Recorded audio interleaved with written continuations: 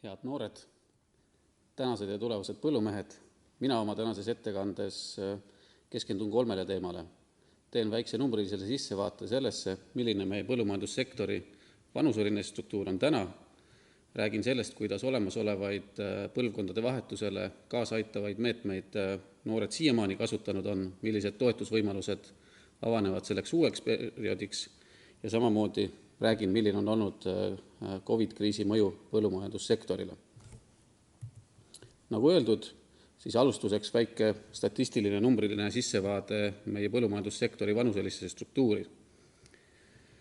Käesoleva pildi võib tinglikult jagada 2. Kui me vaatame siia vasakule poole, siis me näeme, milline on vanuseline struktuur Eestis ja paremal pool, milline Euroopa Liidus keskmisena. Siin juures tuleb tõdeda, et Eesti paistab sellel pildil päris positiivselt välja, et nende tulpade alumine osa, oranž osa tulpadest näitab, kui palju meil on põllumajandustootjaid, kes on nooremad kui 40-aastased, hall osa, kui palju meil on 40–65-aastaseid põllumajandustootjaid ja kollane osa, kui palju on üle 65-aastaseid põllumajandustootjaid. Ja nagu näete, siis Eestis 16% põllumajandustootjatest on nooremad kui 40 aastat, samal ajal kui Euroopa Liidu vastav näitaja on 11%. 40–65-aastasi on Eestis ja Euroopa Liidus võrreldavas väärtuses ja vanemaid kui 65-aastaseid Eestis on alla 30%, Euroopa Liidus keskmisena ligikaudu kolmandik. Aga vaatame natukene detailsemalt mõnesse sektorisse ka sisse, et omalt poolt olen siin välja toonud 3 sektorit. Alustuseks põllumajandustootjad, kes on spetsialiseerunud teravilja kasvatusele. Siin juures näeme, et Eestis ligikaudu 1/4 põllumajandustootjaid, kes on teravilja kasvatusele spetsialiseerunud, on nooremad kui 40 eluaastat. Euroopa Liidus samas vastav näitaja on natukene enam kui 10%. Kui me võtame siia kõrvale piimandussektori, siis see pilt on mõnevõrra erinev, et Eesti puhul noori põllumajandustootjaid, kes on spetsialiseerunud piimakarja kasvatusele, on natukene enam kui 10%, Euroopa Liidus vastav näitaja on 14%. Ehk mõnes mõttes võib siis öelda, et piimakarja kasvatus Eesti noortele väga atraktiivne ei ole. Ja 3. sektor, mis siin on välja toodud, on veisekasvatus. Veisekasvatusele spetsialiseerunud põllumajandustootjatest Eestis ligikaudu 1/4 on nooremad kui 40 eluaastat, samas kui Euroopa Liidu vastav näitaja on 13%.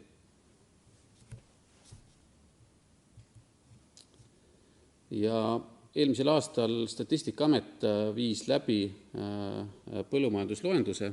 Esimesi andmeid Statistikaamet juba vaikselt avaldab ja mõned numbrid, mis sellest uuringust selgusid, siis meil on ligikaudu 12 000 põllumajanduslikku majapidamist, et siin see tinglik joon või piir on tõmmatud 40 eluaasta juurde ja nagu näete, siis ligikaudu 2000 põllumajandusliku majapidamise juhti on meil nooremad kui 40 aastat ja see lahkvejoon jooksebki siit 40 eluaasta juurest ja 45+ on veel kõige enam põllumajanduslike majapidamiste juhte.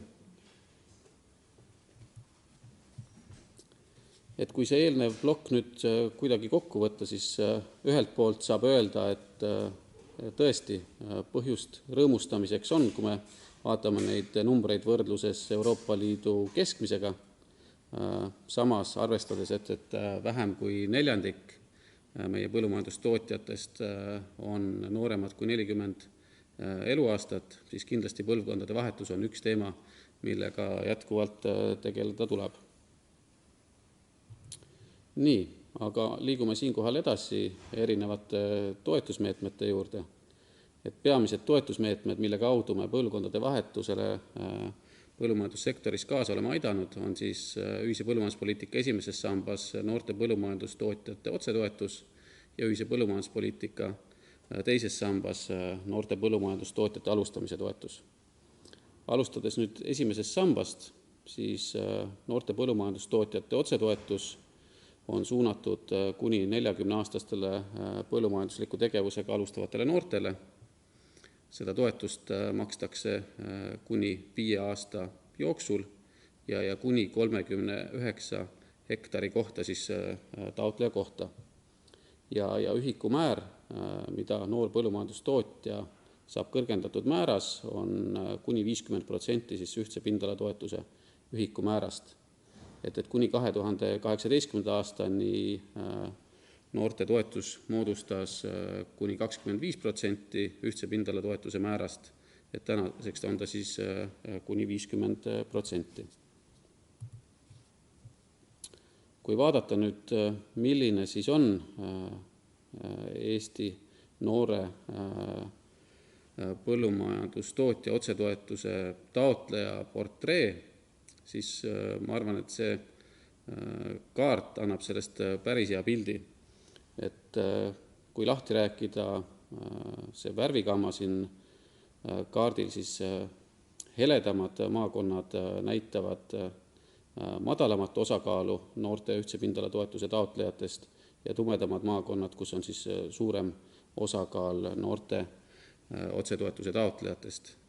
Ja nagu siit näeme, siis kõige enam noorte otsetoetuse taotlejaid on Eestis Võrumaal ja Pärnumaal ja kõige vähem siis Hiiumaal ja Ida-Virumaal. Ja kui need tulbad siin erinevate maakondade juures samamoodi lahti rääkida, siis see vasakpoolne skaala näitab, kui palju noortel põllumajandustootjatel on erinevaid hektareid ja parempoolne skaala, kui palju noortel põllumajandustootjatel on erinevaid loomi ja loomuühikuid. Et mis siit siis välja joonistub sellel vasakpoolsel skaalal, kui me võtame noorte ühtse pindalatoetuse, siis me näeme, et kõige suurem noorte osakaal ÜPT taotlejatest on Hiiumaal, ligikaudu 20%. Samamoodi kehtib see ka keskkonnasõbraliku majandamise toetuse kohta, kus saab lausa välja tuua, et 100% noorte ühtse pindalatoetuse taotlejatest on ka KSM-i toetuse saajad. Kui edasi minna mahetoetusega, siis mahetoetuse poole pealt samamoodi eelkõige tulevad esile Hiiumaa, aga ka Võrumaa, kus mõlemas on üle 20% vastava toetuse taotlejatest siis noored. Ja kui me räägime loomadest siin vastukaaluks, siis piimalehmadest kuulub noortele Hiiumaal 29%, Põlvamaal ligikaudu 1/4. Ammlehmade puhul kõige enam paistab siit välja Võrumaa, kus ligikaudu 1/5 ammlehmadest kuulub noortele ja lammaste kitsede puhul Hiiumaa ja Viljandimaa, kus siis kõige enam kuulub loomadest noortele. Vaadates nüüd PRIA andmeid noorte ühtse pindalatoetuse taotluse kohta, siis me näeme, et noored valdavalt kasvatavad erinevaid söödakultuure. Enam kui 90% noorte ÜPT taotlejatest kasvatab siis söödakultuure, 50% teravilja, 22% kaunvilja, 17% õlikultuure, 15% kartulit, 13% puuvilja ja marju ja alla 10% juba siis köögivilju. Samuti saab välja tuua, et noorte otsetoetuse taotlejatest ligikaudu 1/3 tegeleb loomakasvatusega ja sealhulgas siis nendest enam kui pooled on ammlehmapidajad, 1/3 lamba- ja kitsekasvatajad, 1/4 piimalehmapidajad ja 10% noorte otsetoetuse taotlejatest peab ka mesilasi. Vaadates nüüd noorte otsetoetuse taotlemise numbritesse sisse alates 2015. aastast, siis me näeme, et 2015. aastal oli ligikaudu 600 noore otsetoetuse taotlejat, kes taotles noorte otsetoetust ligikaudu 14 000 hektari kohta. Need sinised tulbad näitavad siin slaidil siis taotlejate arvu ja punane joon määratud ühikuid ehk hektareid. Ja nagu siit slaidilt hästi välja tuleb, siis kuni 2019. aastani oli nii noorte otsetoetuse taotlejate arv kui ka hektarite arv kasvus, et 2019. aastal oli meil siis enam kui 800 noorte otsetoetuse taotlejat, kes taotles noorte otsetoetust enam kui 20 000 hektari kohta. 2020. aastal toimus küll mõningane langus, mis eelkõige on tingitud sellest, et nagu eelpool sai öeldud, siis noorte otsetoetust makstakse 5 aasta jooksul, mis siis tähendab seda, et 2020. aastal paljudel noortel 5-aastane periood sai läbi ja uusi noori otsetoetuse taotlejaid tuli lihtsalt vähem peale, kui neid nii-öelda vanu noore otsetoetuse taotlejaid skeemist välja läks. Räägin nüüd mõne sõnaga ka noorte otsetoetuse ühikumääradest, et siin eelnevalt oli juttu sellest, et noorte otsetoetuse ühikumäär kuni 2018. aastani oli 25% ühtse pindala toetuse määrast. Pärast seda kasvas 50%-ni ühtse pindala toetuse määrast ja see väga hästi siin ülemise rea peal joonistub ka välja, et aasta-aastalt on kasvanud. 2018. aastal võib öelda, oli selline kahekordne hüppe. Eelmisel aastal oli noorte põllumajandustootjate otsetoetus ligikaudu 60 eurot hektari kohta ja sel aastal enam-vähem samasse suurusjärku ta ka jääb. Ja siit talumise rea pealt võib näha, et kui palju siis aastasest otsetoetuse ümbrikust moodustab noortele otsetoetuse taotlejatele läinud toetussumma, et viimastel aastatel ta on olnud siis ligikaudu 1 000 000 eurot aastas.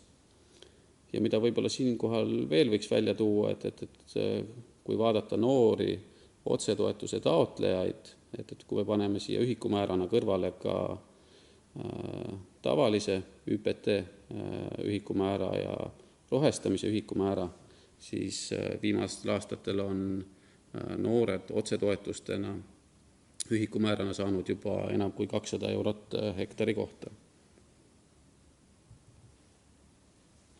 Nii, aga liigun siit edasi maaelu arengukava juurde ja käesoleva programmiperioodi noorte põllumajandustootjate alustamise toetuse juurde. Et programmiperioodi ette valmistades sai meil seatud selline eesmärk, et enam kui 500 noort põllumajandustootjat sektorisse toetuse abil lisanduda võiks. Et tänaseks see eesmärk on meil peaaegu saavutatud. Alustuseks on siin välja toodud ka mõningad nõuded sellele meetmele, mis puudutab noorte alustajate vanuselist nõuet, siis see on sarnane esimesele sambale, et toetatakse kuni 40-aastasi noori alustavaid põllumajandustootjaid, kas siis nii-öelda nullist alustavad põllumajandustootmisega või siis võtavad üle oma vanema või vanavanema talu. Ja samamoodi on siis noortele seatud teatud hariduse ja kogemusega seotud nõuded, mis peavad olema täidetud kas taotlemise hetkel või siis teatud perioodi jooksul on võimalik need omandada. Toetuse suuruseks käesoleval perioodil on olnud kuni 40 000 eurot alustava noore kohta. See toetus tuleb ette näha äriplaanis kavandatud tegevuste elluviimiseks. Toetust makstakse 2 osas, 75% alustuseks ja 25% siis äriplaani elluviimise järgselt. Ja samamoodi on ette nähtud, et vähemalt 50% sellest toetuse summast kasutaksid noored investeeringuteks. Tänaseks meil on põllumajandusliku tegevusega alustava noore ettevõtja toetuse raames toimunud 5 taotlusvooru.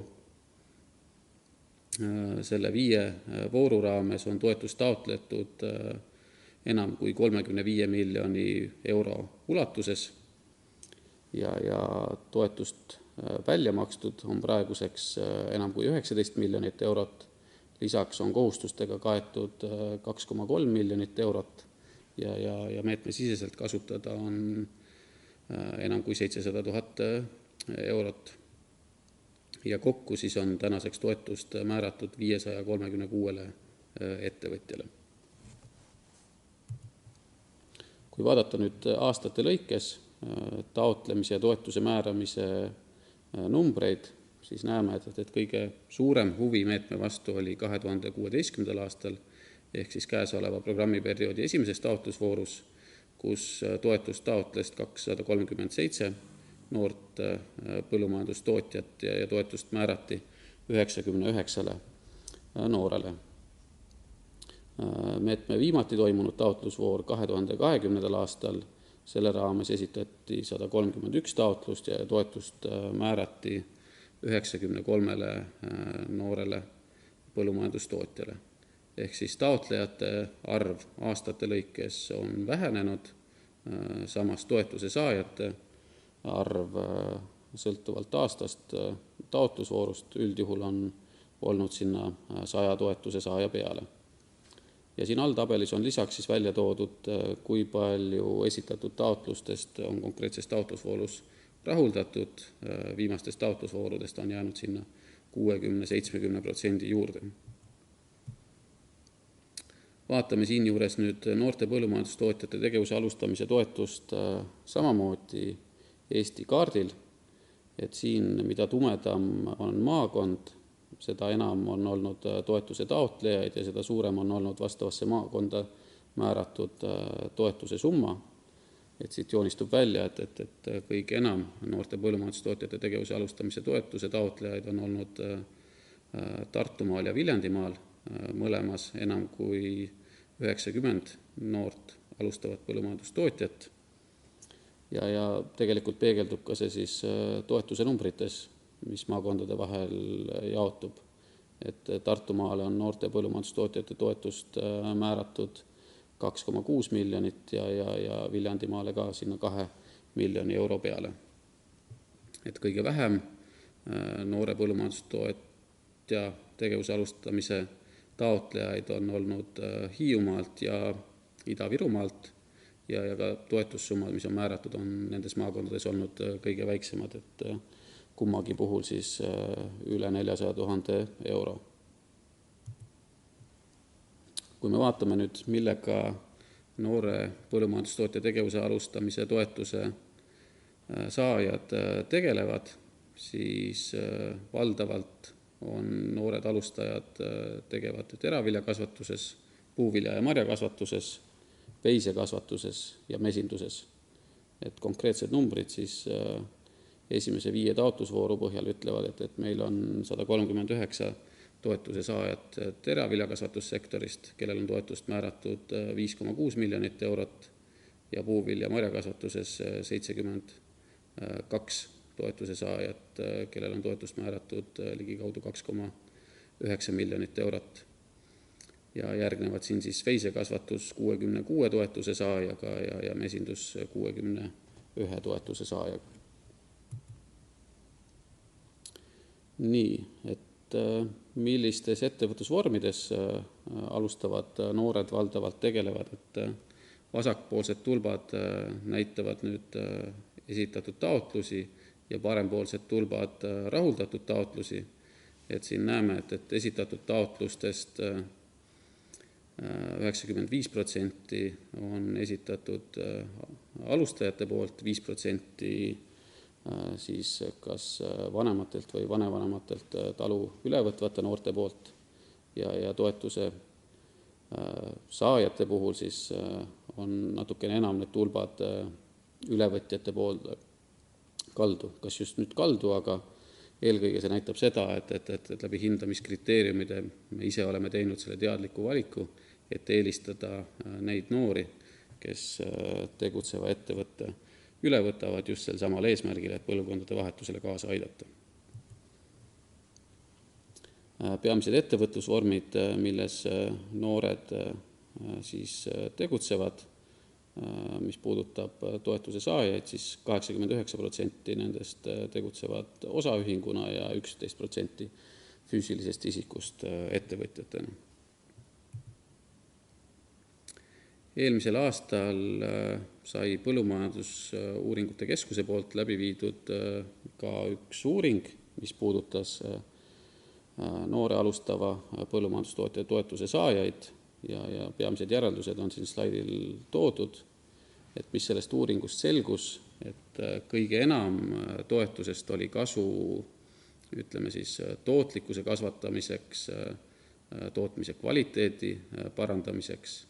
Kõige väiksem see mõju oli võimekuse liikuda välisturgudele ja luua uusi töökohti, mis on kindlasti ka arusaadav, et noored alustavad kindlasti esimese asjana ei lähe oma toodangut välisturgudele eksportima. Mis võib-olla oli selline ettevõtjate ootus tuleviku vaates, oli see, et pärast noore alustaja toetuse saamist võiks olla ka nii-öelda jätkutoetused, mis aitaks ettevõttel sellest kasvufaasist edasi kasvada.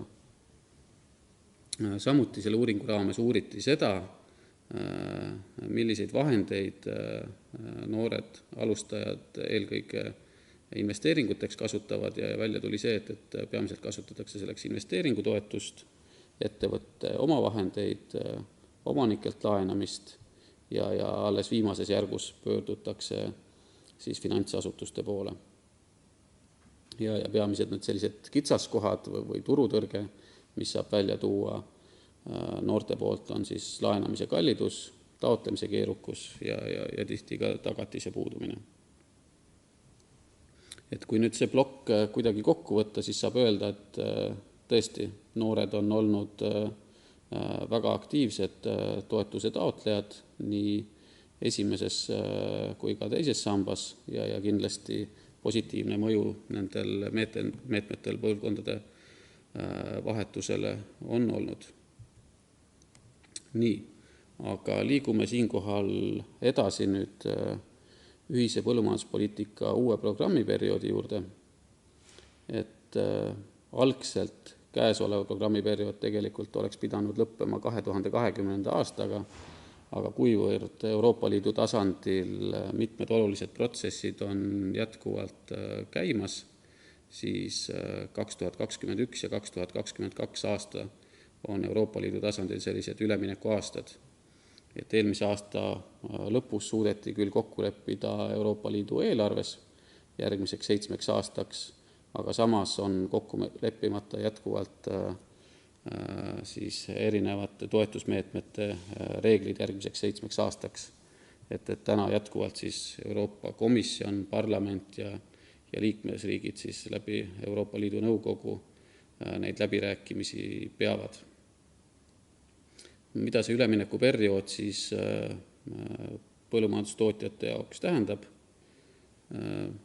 Kindlasti ta ei tähenda seda, et nendel aastatel mingisuguseid toetusi ei maksta, et siin selle hirmu saab kohe maha võtta, et tegelikult senine toetuspoliitika jätkub, tinglikult võib öelda, et jätkuvad vanad meetmed, kasutatakse selleks uut raha. Et kui me räägime ühise põllumajanduspoliitika teisest sambast ehk maaelutoetustest, siis olevad maaelu arengukavad lihtsalt 2 aasta võrra pikenevad. Mis puudutab keskkonnatoetusi maaelu arengukavades, siis selleks, et selline sujuv üleminek tagada, on üleminekuperioodiks antud võimalus põllumajandustootjatele võtta uusi lühemaid üheaastasi kohustusi või siis 1 aasta kaupa keskkonnatoetuse kohustusi pikendada. Samamoodi jätkuvad ühise põllumajanduspoliitika esimeses sambas olemasolevad otsetoetused, nii ühtne pindalatoetus, seotud toetus, aga loomulikult ka noorte põllumajandustootjate otsetoetus. Ja siin, nii nagu varasematel aastatel, iga aastaselt siis iga liikmesriik saab neid poliitikavalikuid ka ümber vaadata. Samuti on üleminekuaastateks antud liikmesriikidele võimalus maksta üleminekutoetusi või nii-öelda top-up toetust ja seda siis üleminekuperioodil saab maksta kuni 15 miljoni euro ulatuses. Ja mis puudutab kohalikke kogukondasid ja liiderlähenemist, siis üleminekuperioodiks on liidergruppidele antud võimalus kasutada üleminekuperioodi raha siis juba uue programmiperioodi strateegiate ettevalmistamiseks. Mõne sõnaga ka toetussummadest ja määradest üleminekuperioodil, et kõigepealt siis otsetoetused üleminekuperioodil, et natukene ta küll kattub ühe varasema slaidiga, kus need erinevad otsetoetuste ühikumäärad toodud olid, et sel ja järgneval aastal siis ÜPT ühikumäär tõuseb meil ligikaudu 129 euroni hektari kohta, rohestamise toetus on 59 eurot hektari kohta ja noorte otsetoetus siis ligikaudu 64 eurot hektari kohta on. Et siin juures tuleb muidugi rõhutada, et nad on sellised esialgsed hinnangulised ühikumäärad, et kindlasti nende numbrite pealt veel mingisuguseid äriplaane tegema ei peaks. Mis siis puudutab maaelu arengukava toetusi üleminekuperioodil, siis selleks 2-aastaseks üleminekuperioodiks meil on kasutada ligikaudu 260 miljonit eurot Euroopa Liidu vahendeid. Koos Eesti-poolse rahastamisega on see summa kokku ligikaudu 300 miljonit eurot, mis siis 2 aasta vahel jaguneb.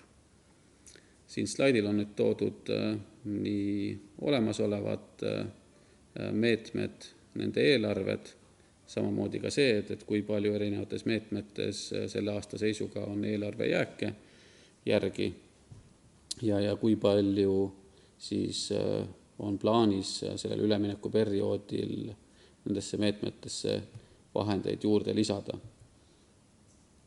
Et eraldi on siin mul välja toodud noorte põllumajandustootjate tegevuse alustamise toetus, kus meil muidu käesoleva programmiperioodi eelarve oli 22,1 miljonit eurot.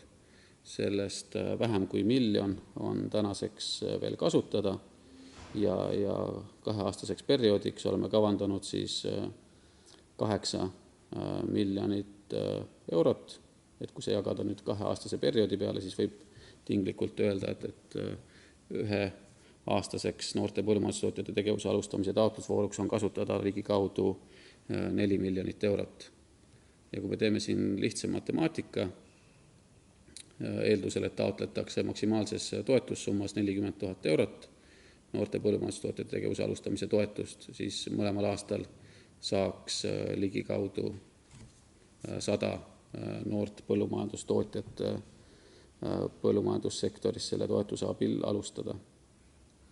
Et üldjoontes saab öelda, et kõigi meetmete maht üleminekuperioodi aastateks jääb vähemalt samasse suurusjärku, nagu ta on olnud varasematel aastatel, aga ka teatud rõhuasetused on ja teatud kohtades see eelarvega kasvab, et näiteks investeeringud põllumajandustoodete töötlemiseks ja turustamiseks on üks sellistest kohtadest. Aga mis võib-olla ka samamoodi põllumajandustootjatel huvi pakub, põllumajandussektori investeeringud, meede 4.1 investeeringud põllumajandusettevõtete tulemuslikkuse parandamiseks, et siin selle aasta alguse seisuga oli veel kasutamata vahendeid 7,6 miljonit eurot ja selleks 2-aastaseks perioodiks oleme lisavahendeid planeerinud 40 miljonit eurot, ehk siis 8 aastaks 47 miljonit on selle meetme raames raha kasutada, et kui mõtleme, et sel perioodil keskmine taotlusvoor seal kusagil 20-22 miljoni euro vahel on olnud, siis ka ülemineku aastatel väike kasv toimumas on. Siin samamoodi numbrid ka siis erinevate keskkonnameetmete kohta, et keskkonnameetmete puhul võib öelda, et me oleme arvestanud erinevates toetustes siis senise toetuse taotlemisega nii loomühikute kui ka hektaritega ja samas suurusjärgus suutlikkus meil neid meetmeid rahastada on. Aga astume siit nüüd sammu lähemale päris siis nii-öelda uuele programmiperioodile, mis algab aastaga 2023. Et selleks uueks programmiperioodiks on ühisele põllumajanduspoliitikale seatud 3 sellist suurt eesmärki. Mõnes võttes võib öelda, et need on selline majanduslik, keskkonnaalane ja sotsiaalne eesmärk. Esimene neist on tõhustada arukat, vastupidavat ja mitmekesist põllumajandussektorit, mis tagab toiduga kindlustatuse. Keskkonnavaldkonnas on eesmärgiks edendada keskkonnahoidu ja kliimameetmeid ning panustada keskkonna ja kliima eesmärkidesse. Ja kolmandaks eesmärgiks on siis parandada maapiirkondade sotsiaalmajanduslikku olukorda. Et nende 3 eesmärgi kõrval on ka selline horisontaalne eesmärk, mis on suunatud siis sektori kaasajastamisele ja maapiirkondades teadmiste edendamisele ja jagamisele, samuti innovatsioonile ja digiüleminekule. Ja neid eesmärke ja seda horisontaalset eesmärki aitavad saavutada sellised 9 spetsiifilist eesmärki, et mõnes mõttes võib öelda, et need 9 erieesmärki on sellised ühise põllumajanduspoliitika fookused uueks programmiperioodiks. Ja üks nendest 9 fookusest on just toetada põlvkondade vahetust. Et järgnevatel slaididel on nüüd toodud selline esialgne loetelu meetmetest, mida me uueks programmiperioodiks oleme kavandamas, et seda tõesti tulebki käsitleda kui sellist väga esialgset loetelu, aga mõningad sellised võib-olla rõhuasetused ma siis omalt poolt välja tooksin. Et põllumajandussektori konkurentsivõime eesmärk jaguneb siis 3 alaeesmärgiks, milleks on elujõulised sissetulekud, konkurentsivõime ja turule orienteeritus ja põllumajandustootjate positsiooni parandamine tarneahelas. Et kui te seda meetmete loetelu vaatate, siis kindlasti on palju sellist, mis valmistab äratundmisrõõmu. Kindlasti on ka mitmeid uusi meetmeid ja rõhuasetusi. Et olemasolevatest meetmetest kindlasti jätkub baassissetuleku toetus, mitmed sellel perioodil käivitunud riskijuhtimismeetmed, nagu kindlustustoetus või põllumajanduspotentsiaali taastamine. Samuti jätkuvad mitmed olemasolevad seotud toetuste ring uueks programmiperioodiks kindlasti ka laieneb. Siis, mis võib-olla veel rõhuasetuste poole pealt välja tooks, on, et investeeringud nii põllumajandussektoris kui ka toiduainetööstuses uuel perioodil on eelkõige fookusega keskkonnahoidu, mis siis tähendab sisuliselt seda, et investeeringutoetustega me eelkõige toetame selliseid mittetootlikke investeeringuid ja tootlikud investeeringud saavad olema rahastatud eelkõige läbi finantsinstrumentide. Ja samamoodi uuel perioodil kindlasti oluline rõhuasetus saab olema ühistegevusel, et kus see ühistegevuse põhine toetamine saab toimuma läbi tootjaorganisatsioonide, et plaanis on ette näha erinevad meetmed nii tootjaorganisatsioonide loomiseks, arendamiseks, aga ka investeeringuteks.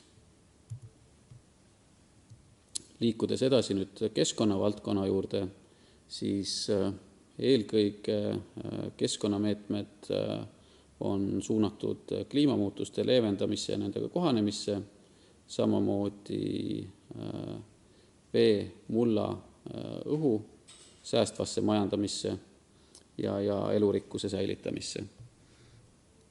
Et keskkonnavaldkond kahtlemata, arvestades kogu ka sellist laiemat rohepööret, üks kõige enam muudatusi läbi tegevaid valdkondi ühises põllumajanduspoliitikas on, muutub tegelikult kogu ühise põllumajanduspoliitika keskkonnaarhitektuur, et senised nõuetele vastavuse süsteem, mis olid sellised baasnõuded, mida kõik pindala ja looma toetuse taotlejad pidid täitma, senine rohestamise toetus omavahel siis liidetakse ühtseks tingimuslikkuse süsteemiks mis saab olema see uus natukene, ütleme siis tänasest kõrgema ambitsiooniga baastase erinevatele toetusmeetmetele ja sinna peale siis liikmesriikidel on kohustus ehitada otsetoetuste raames erinevad ökokavad, mis ühises põllumajanduspoliitikas on täiesti uus element, et teatud protsent siis otsetoetuste vahenditest tuleb ette näha sellisteks üheaastasteks keskkonnameetmeteks. Ja mis puudutab teist sammast ehk maaelutoetusi, siis nii nagu ka varasematel programmiperioodidel, siis teises sambas rakendatakse erinevaid pikaajalise kohustusega keskkonnameetmeid, mille rakendamine on samamoodi liikmesriikide jaoks kohustuslik. Et siin selle meetmete loetelu puhul ma väga detaili vast minema ei hakka, aga nagu näete, siis siin tõesti muudatusi võrreldes käesoleva perioodiga on vast kõige enam. Ja kolmas eesmärk, nagu öeldud, on siis maapiirkondade sotsiaalmajandusliku olukorra edendamine. Siin on 3 sellist laiemat fookust, millest üks on just noorte põllumajandustootjate jaoks sektori atraktiivseks muutmine, samamoodi tööhõive ja töökohad maapiirkonnas ja kolmas fookus on selline laiem ühiskondlik ootus või tellimus põllumajanduspoliitikale. Et mina siinkohal eelkõige keskendun põlvkondade vahetuse aspektile, et nagu te siit näete, siis sarnaselt käesolevale programmiperioodile on plaanis meil ka uuel perioodil jätkata sissetulekutoetusega noortele põllumajandustootjatele esimeses sambas ja samamoodi on plaanis ette näha põllumajandusliku tegevusega alustava noore ettevõtluse meede. Ja mis puudutab neid 2 mainitud meedet, et siin sellised esmased kavandatavad nõuded nende meetmete osas, et juba Euroopa Liidu reeglitest tulenevalt ka uuel perioodil nende meetmete raames saab toetada kuni 40-aastasi alustavaid noori põllumajandustootjaid.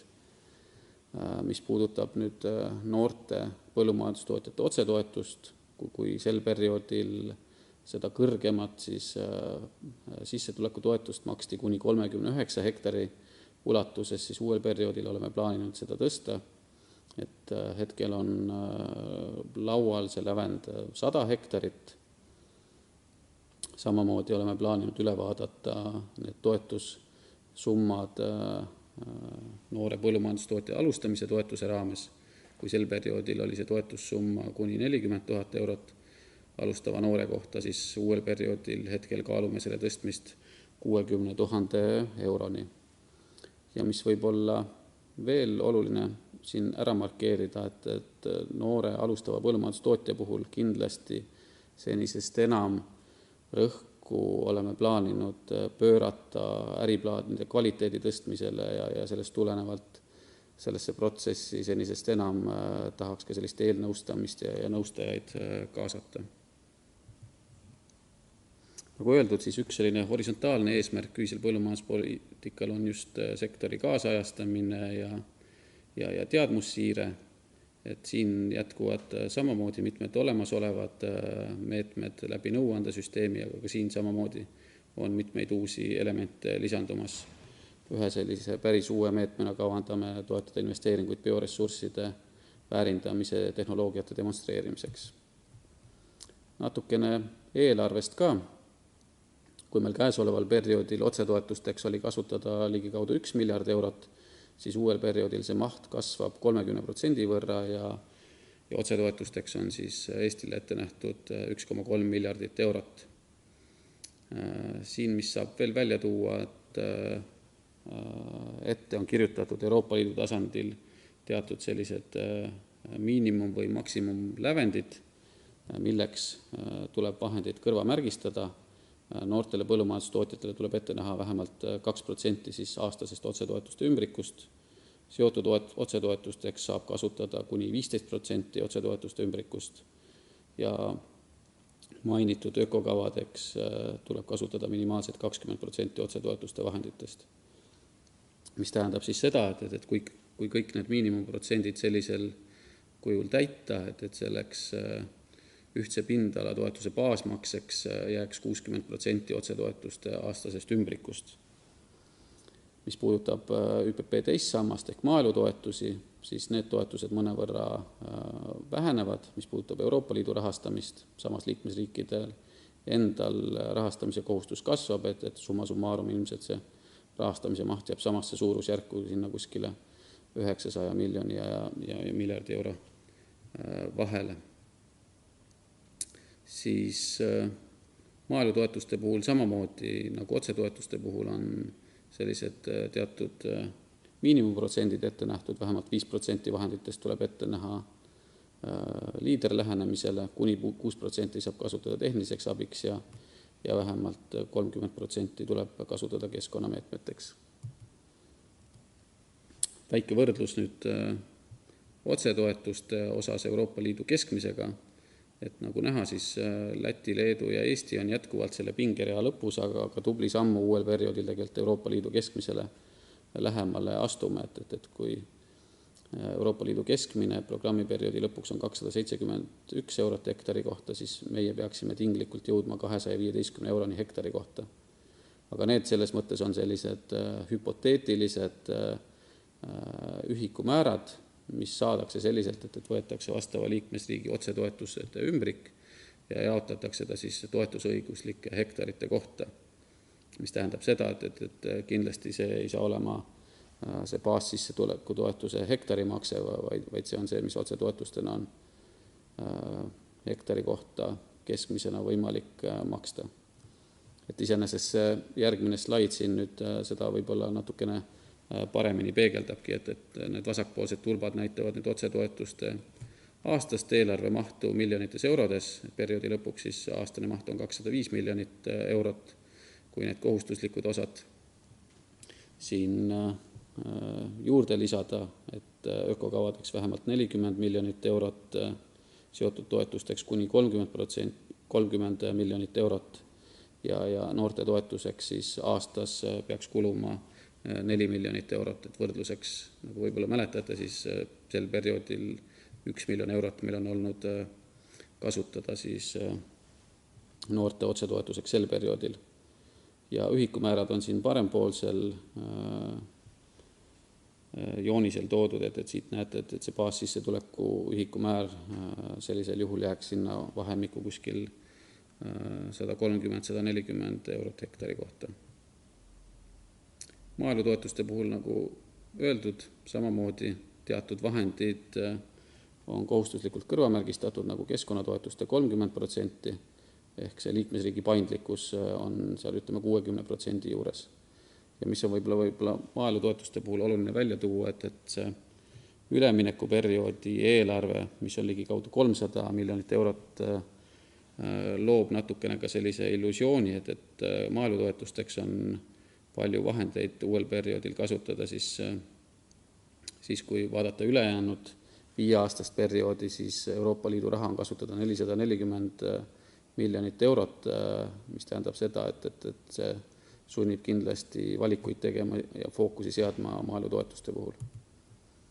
Ja ettekande lõpetuseks siis mõne sõnaga ka COVID-i mõjudest põllumajandussektorile, et siinkohal võtsin välja, et mida OECD on omalt poolt välja toonud selliste peamiste väljakutsetena põllumajandussektorile COVID-kriisi valguses ja mis on olnud need peamised mõjud.